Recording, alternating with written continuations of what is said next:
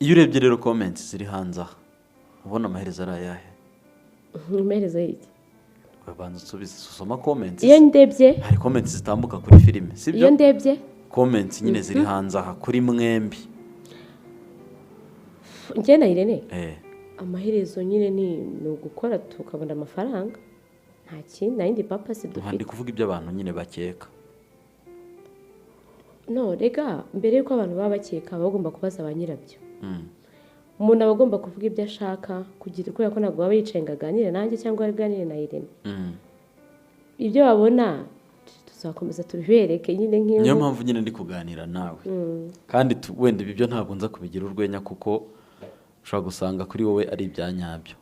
Koko Aisha ukunda Irene cyane nkuko nyine ujye ubivuga.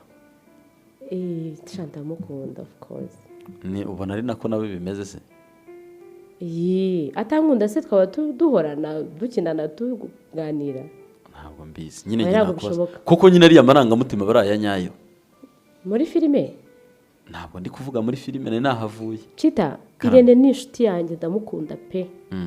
Ntabwo nakubeshya n'umuntu wanjye kurenza abandi bantu. Hari inshuti yanjye nkora nkubwira ko mfite inshuti yitwa Patino. Ndayikubwiye. Shema se?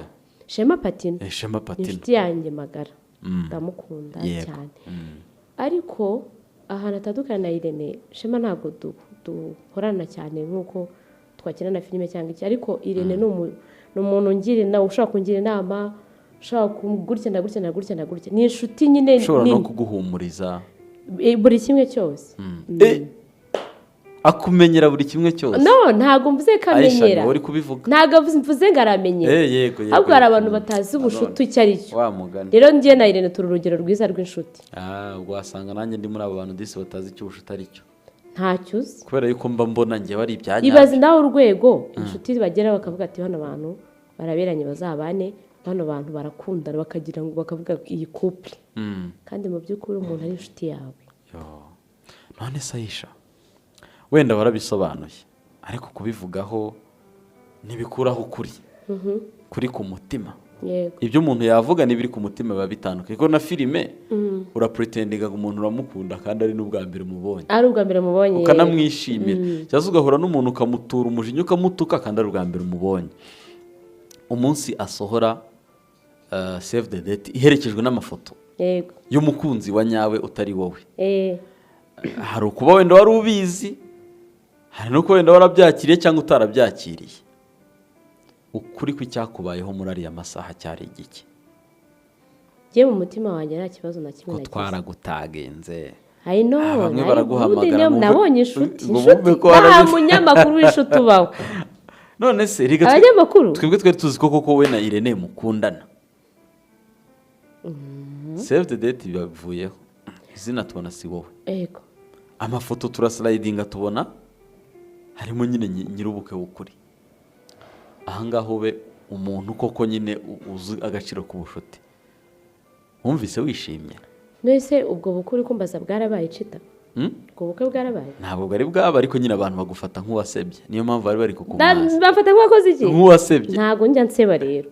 Bazanabyakire ngiye sinjya nseba. Aisha abantu baravuze bati Aisha disi yazanaga keke na champagne. N'ubu nzajya Aisha ntako atageze. Hano umuhungu arongoye undi.